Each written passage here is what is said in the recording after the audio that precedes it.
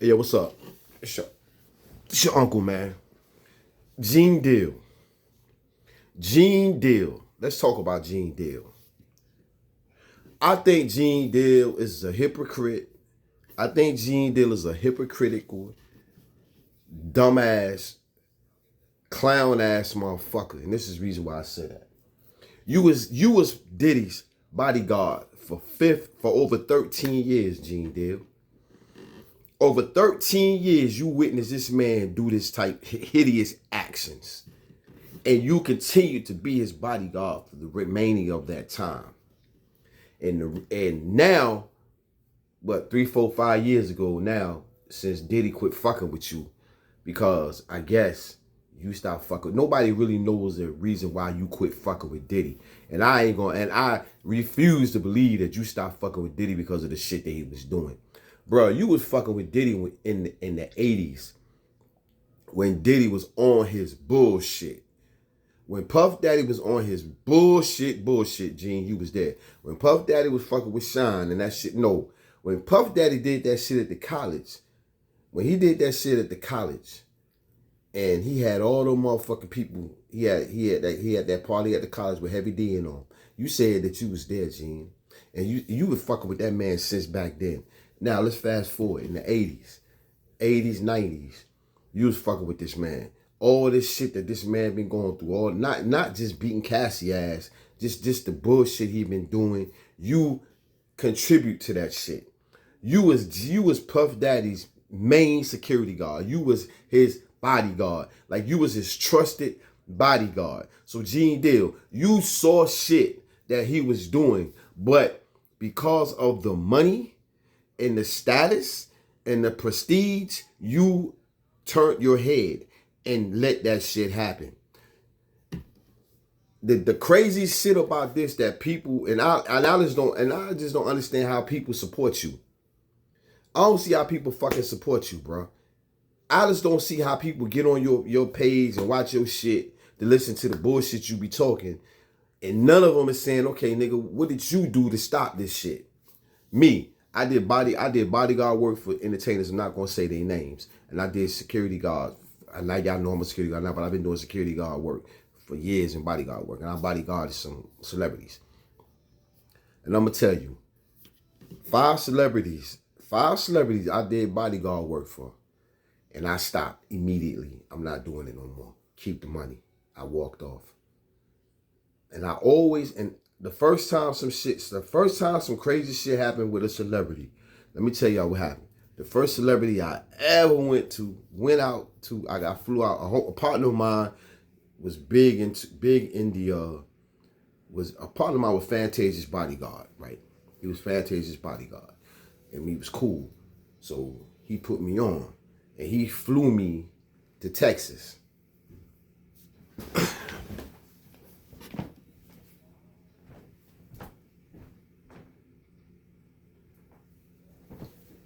Oh, I heard a car. He flew me to Texas. I'm sorry, y'all. He flew me to Texas.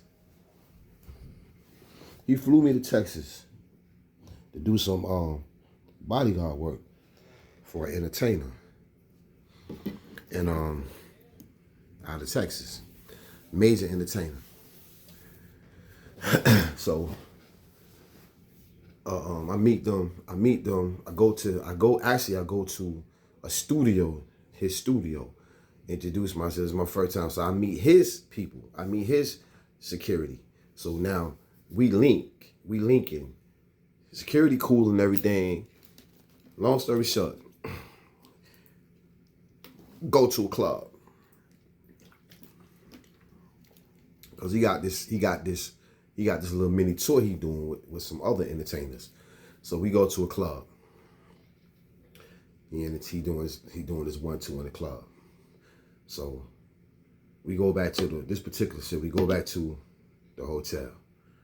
He's in one truck. We in the other truck. Follow him to the hotel. Get to the hotel. I promise you, I kid you not. I'm not gonna say the entertainer name. I kid you not. There was some women there.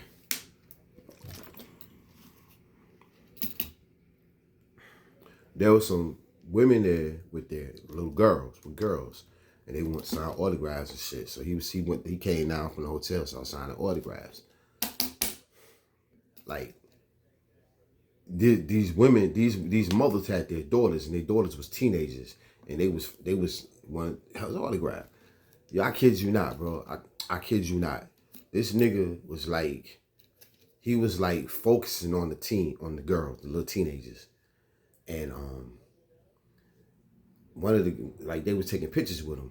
Yo, I kid you not, man. This nigga had his hand on one of the teenagers' ass.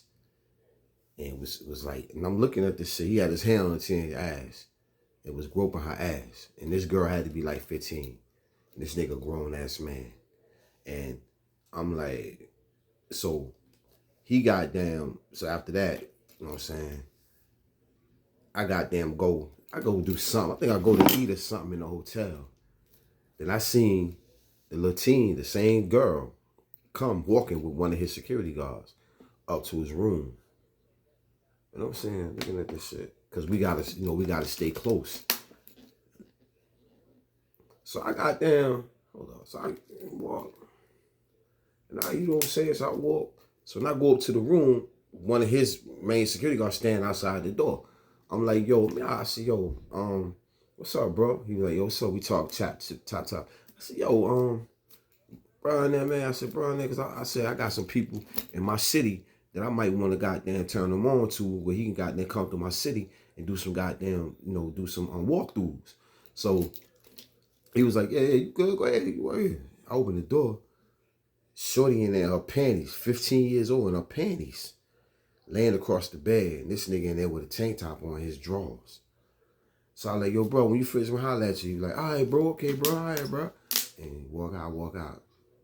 And he's like, yeah, nigga, wow, nigga. I said, I'm holler at him later. Well, I called goddamn the big homie that goddamn put me on. I said, yo, bro, I can't do this shit. He like, what's going on, bro? I said, bro, I can't do this shit. I'm about to leave. He said, bro, what happened? What happened? I said, bro, when I get on the plane, I'll tell you.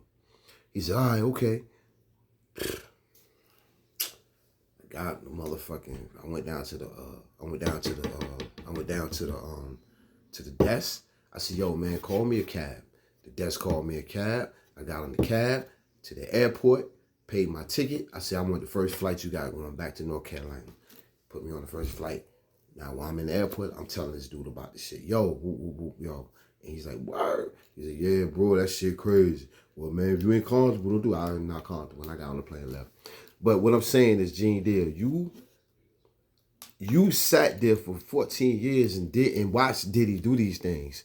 And never, not one time, my nigga, did you stop, say, fuck it, my principles not gonna allow me to watch this man do this. No, you continue to do it. So don't get on social media and try to act like you did not condone Diddy's behavior when you absolutely did. Mama Combs, you did too. You condone your son's behavior.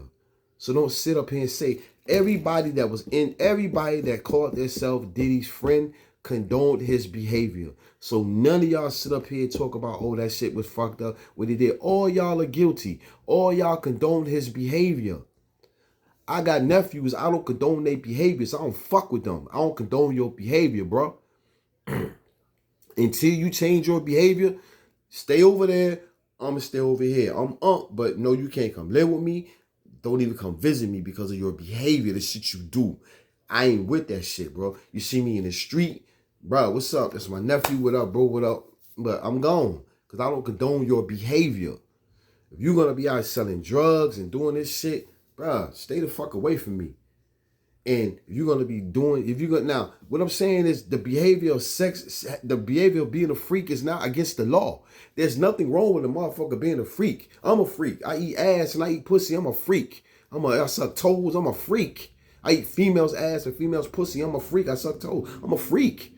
But, and hell, I've done cockhold work. I've done cockhold shit where I had sex with a woman with her husband standing right there watching. I've done that shit. But I'm a freak. I'm a freaky ass nigga, bro. But when it comes to other shit like abuse and all that crazy shit, that's different.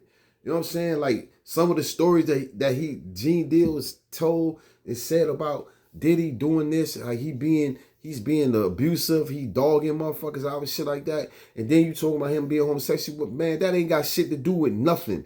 That ain't got nothing to do with a can of paint, bro.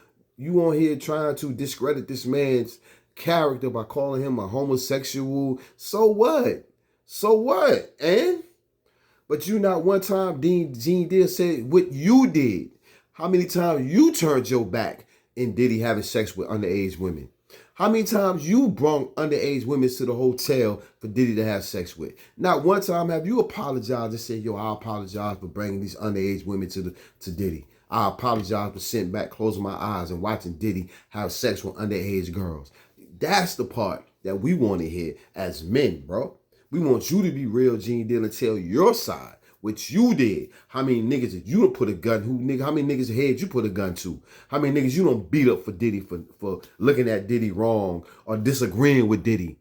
Nigga, I heard Diddy beat your ass if you disagreed with him. How many niggas you did that to, Gene Deal? Tell your side of the story, bro. Don't just sit up here and make it seem like this nigga Diddy was this devil. This was the devil. Then that nigga, if he was a devil, nigga, you was a demon. You was one of his demon seeds. Cause you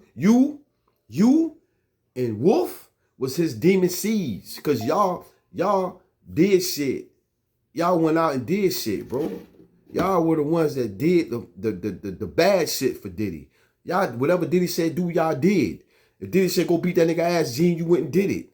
If Diddy told Wolf to go beat that nigga ass, Wolf did it. So don't sit here and act like you contributed nothing to nothing. You just was there. Nigga, no, nigga. No, because when I first started doing bodyguard work, I goddamn did the shit. I did. I used to, niggas used to be like, yo, go slap that nigga, big homie, go slap that nigga.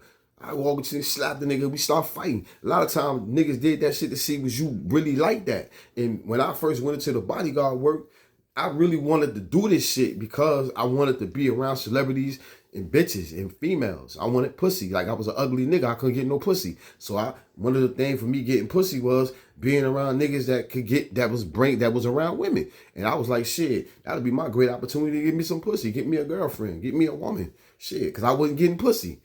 I was a muscular big nigga because I stayed in the gym, but I wasn't getting no pussy. So that was a perfect opportunity for me to do it and fight. I always could fight. So it was like, okay, I was fighting because I was called ugly every day in school. So I had to fight. Like I grew up fighting because I was in an orphanage. I grew up in an orphanage and shit like that. So I grew up fighting. So, you know what I'm saying? It was win-win for me. So what I'm saying is, Gene Deal, you can't sit here and say that you did not contribute to none of this shit that this man was doing.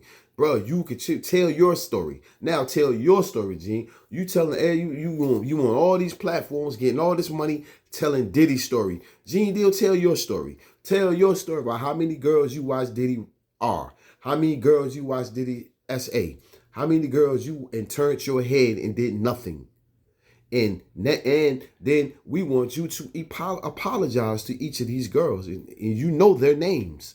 Whether they were celebrities or girls or women just off the street. You knew them, Gene. And how many have you brung to Diddy and say, yo, boom. That's the part we want to hear, Gene. Fuck that shit.